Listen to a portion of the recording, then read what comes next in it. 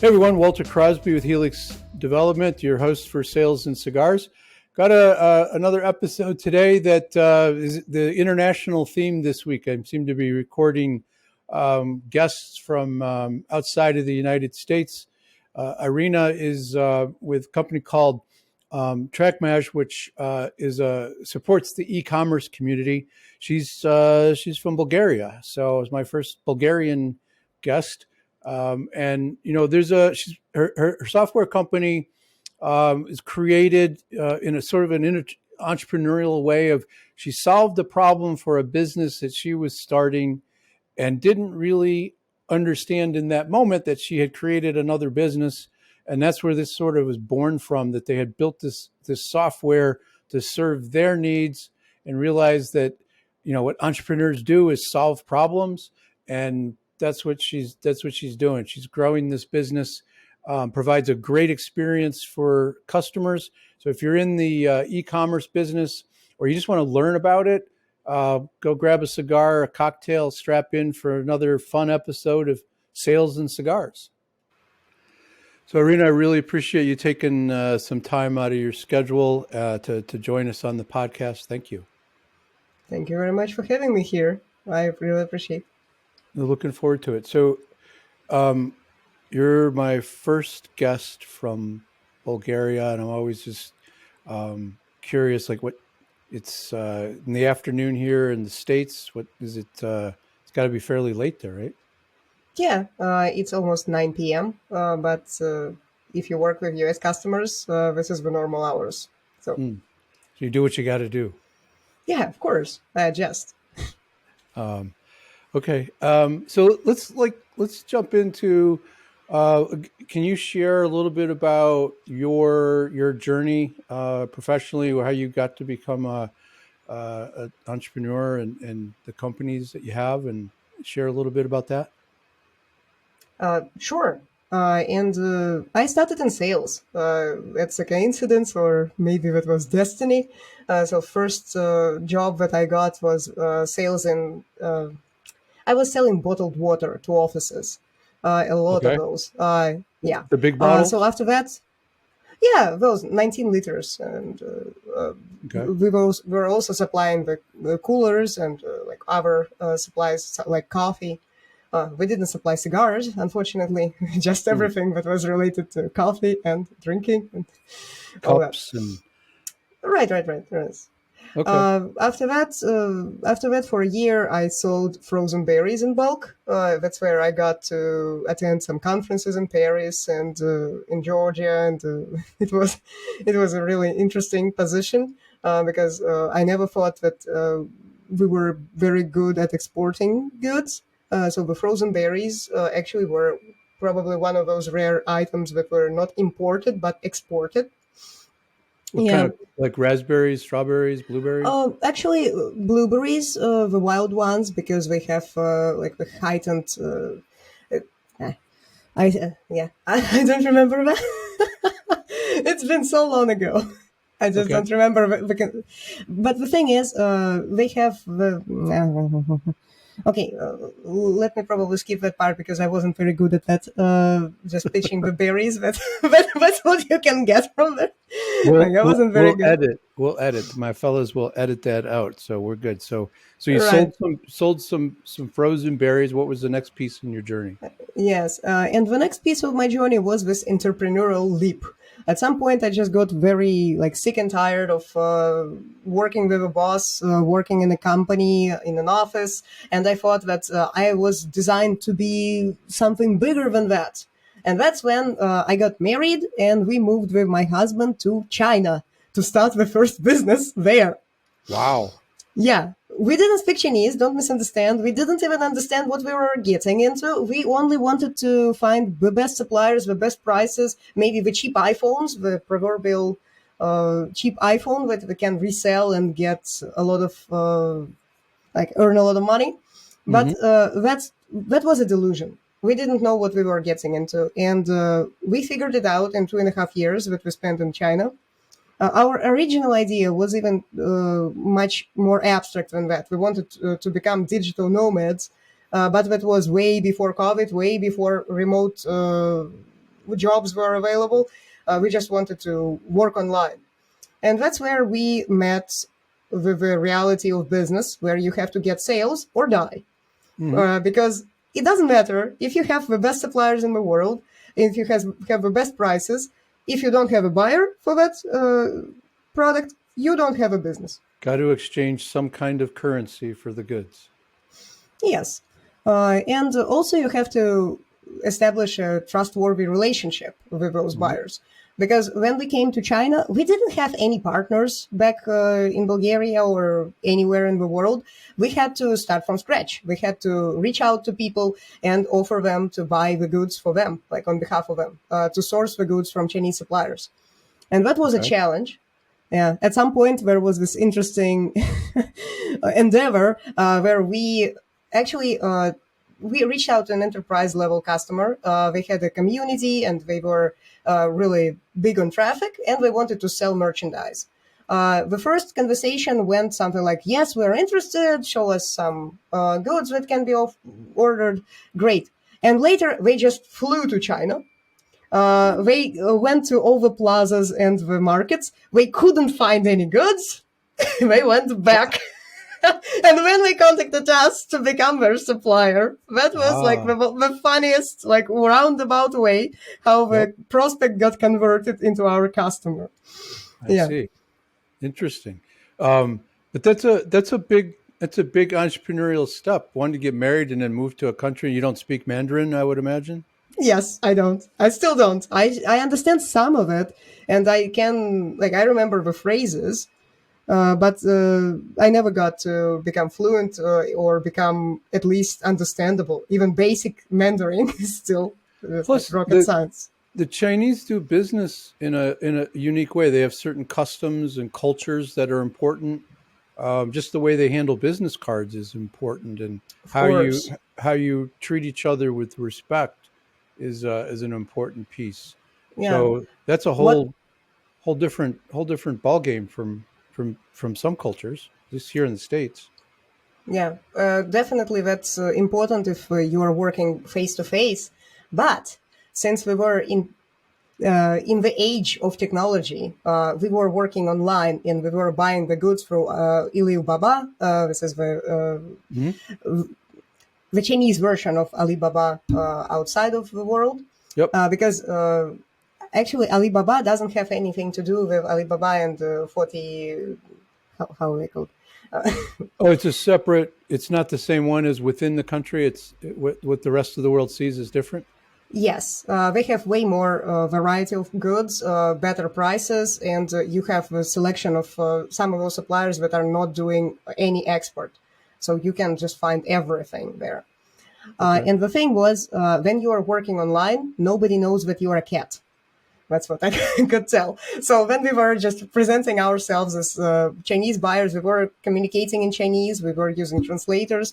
Online translators, not real people. And that's how we kind of bypassed this cultural difference. We still got to order the goods. We still got to do business, but we still didn't speak Chinese. That was the funniest part about that whole endeavor. I'm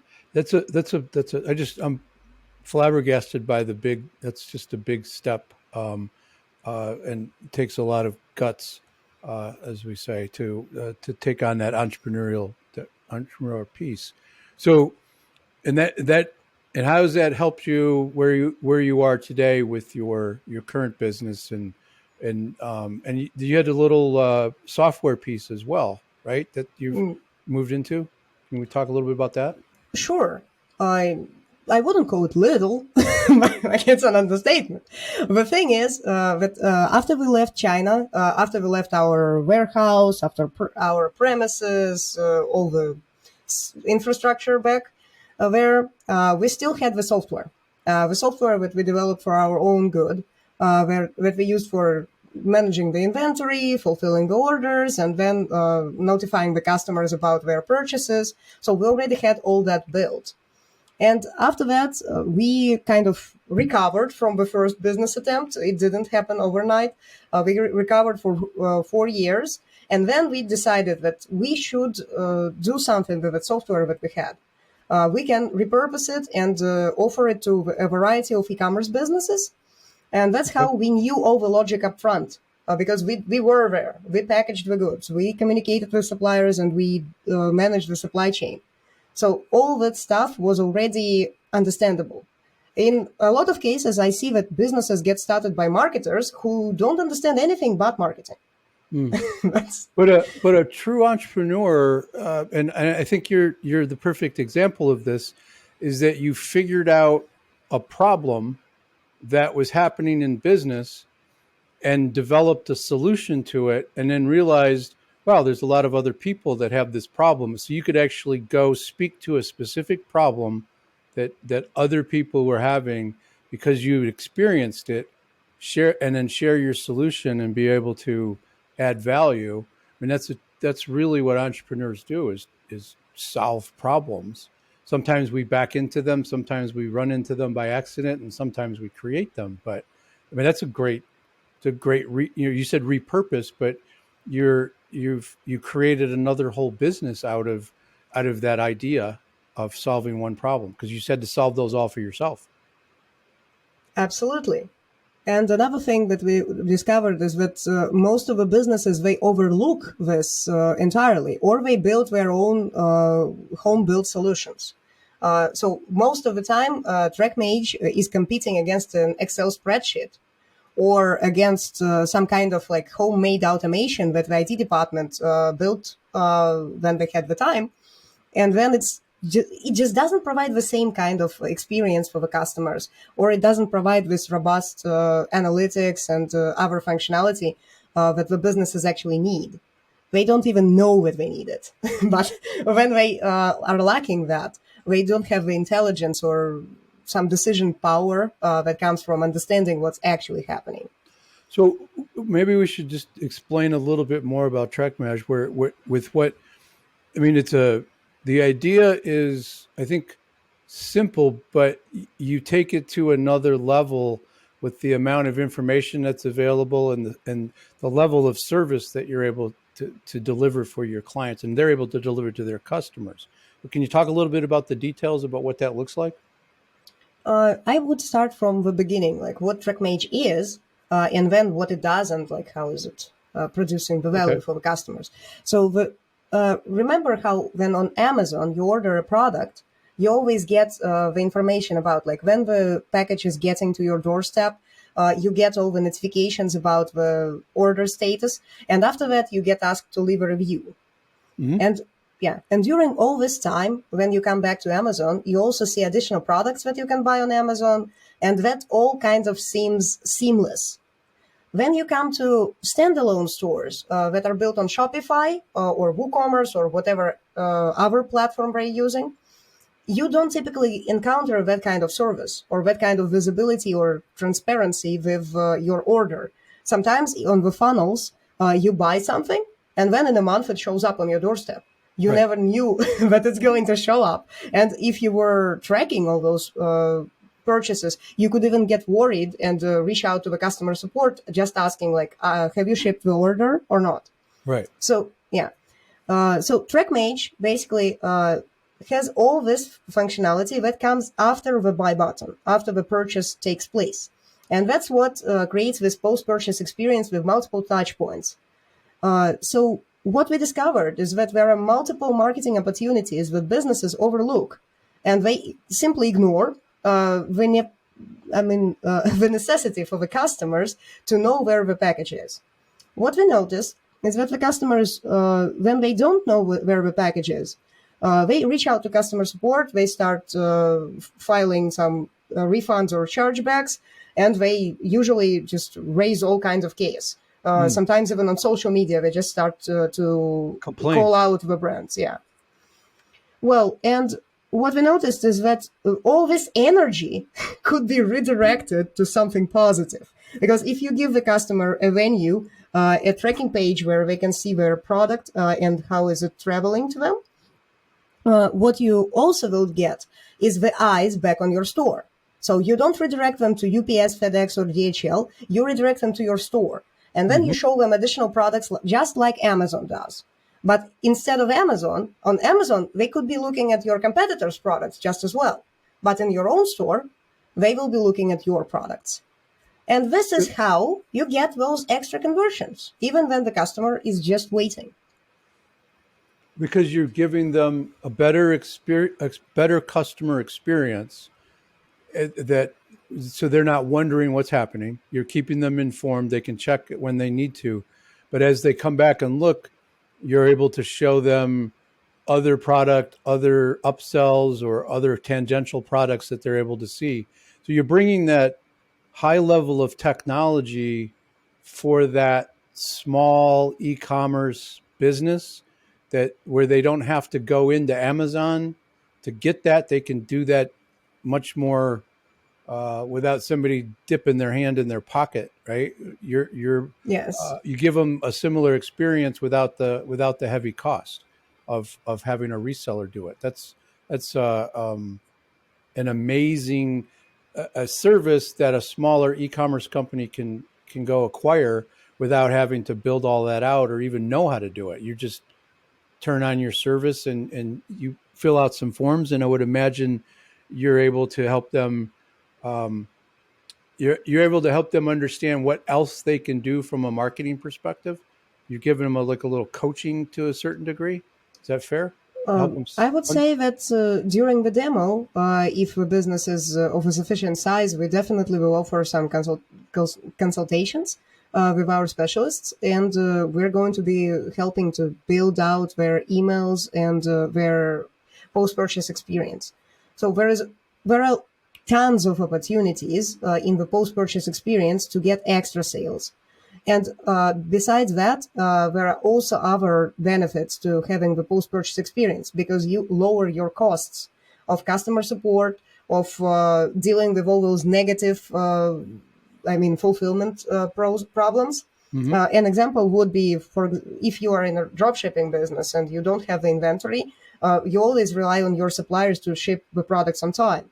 But what happens if they don't? Is it going to be your customer who is going to tell you that there is a problem? Right. Usually it's 2 weeks too late when the customers reach out and say like, well, where is my order? And then you start checking with the supplier and they haven't even shipped that product. Right. And then you have to buy it from a different supplier, and that creates all kinds of problems. And the highlight would be you buy it from a different supplier, the customer loses their patience, their refund, and then you lose money 2 times. Right, exactly. Yeah. So is there a particular type of e-commerce business that is a perfect customer for you? What's that ideal business? Is it a size? Is it a product? Is there a special segment, like a niche? We service 3 or 4 kinds of businesses. So the first one would be a retail e-commerce store that sells massive amount of products. They already have this problem with too many customers to serve, too many customer support requests, like overwhelmed customer support, or overwhelmed, like their entire team could be overwhelmed. If they have like SMM managers, they're always answering the customer support requests as their part-time job. So when Track Mage is introduced in the picture, usually all those come down by 70%, by 80%. And so let's say it's not the only benefit of what you're looking for. In retail businesses, you also want to see the full visibility of your volume, all your orders, all your shipments. And you will be able to make decisions which carrier to use, like should you invest more with FedEx or with DHL or with UPS. You can always see which locations your products are most popular in. Maybe you should double down on Mexico if the product is selling well in Mexico. So you get all kinds of visibility, plus you get extra operational you get extra operational efficiency, because once you see everything on the same page and your entire team is also on the same page, you have less miscommunication, and you can even add your suppliers into the system. This way you have like total visibility and total transparency between all the departments or all the parties involved. So that's the retail businesses. Similar things happen for wholesale businesses. Wholesalers, they have a very different challenge. They have one order and hundreds of shipments inside of it. So Okay. what we have a tracking page that is perfectly suited for wholesalers as well, where you can see all the products inside of one order.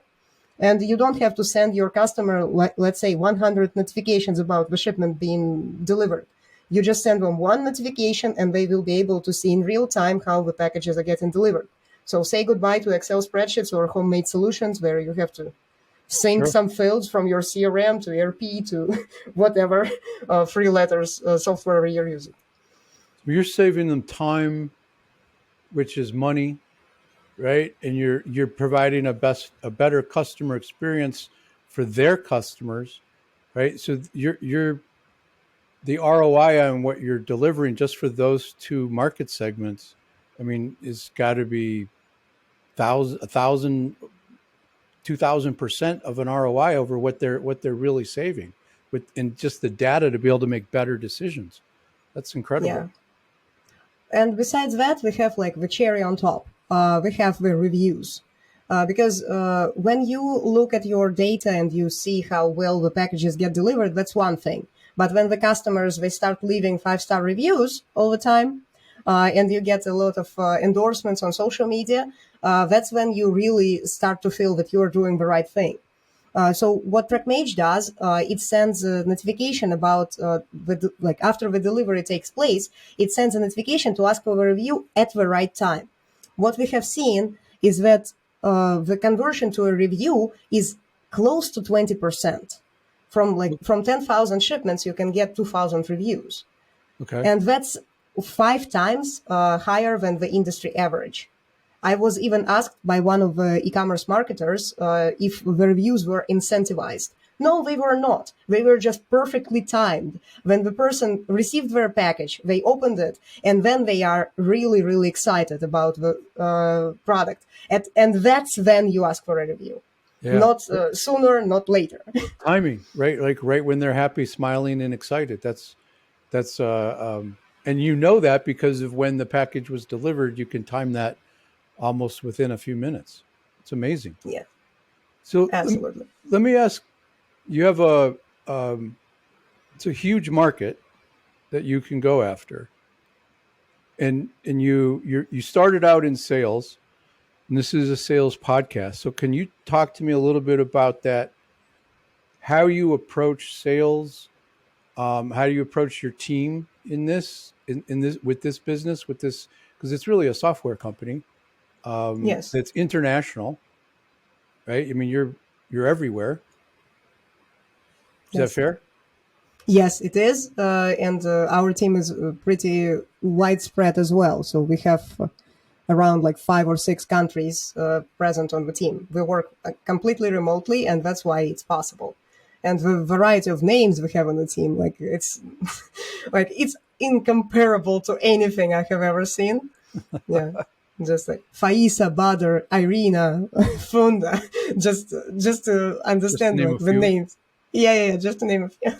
So, I mean, how do you manage all of that? How do you manage your salespeople, your account managers? How does that work? What's the philosophy there to help them stay motivated and aware of the value that you're bringing to your customers?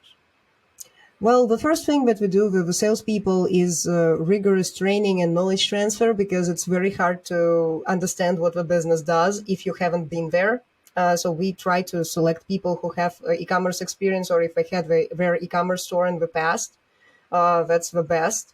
So after that, like the demoing part, we just need to know the software well enough and understand what the problems are.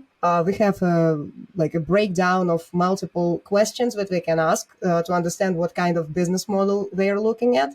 So if it's a retailer, this is the kind of features that the retail businesses are interested in. If it's a wholesaler, totally different presentation. If it's something in between, like a sales funnel or some kind of social selling method, then it's going to be about like how well the solution is to. Like the thing is, our solution is not tied to a specific platform. So it's not part of Shopify. It's not part of WooCommerce. It's a standalone solution. That's Right. why it's possible to use our tracking pages in all those businesses where they don't have a store. They really don't have a store. They just have the products that they're shipping, or where they have some documents that they're shipping.